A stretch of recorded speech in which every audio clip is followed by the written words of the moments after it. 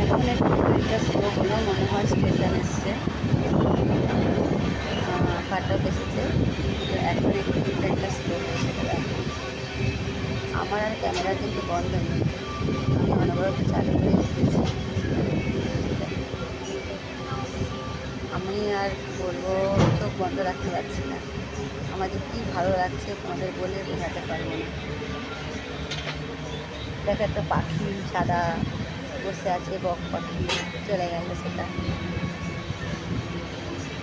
যাই হোক, যতটুকু পারলাম তোমাদের জন্য আমি ক্যামেরায় আমার বন্দি করে নিলাম। আস্তে আস্তে একটা একটা করে আপলোড করবো তোমাদের জন্য, উপহার থাকবে।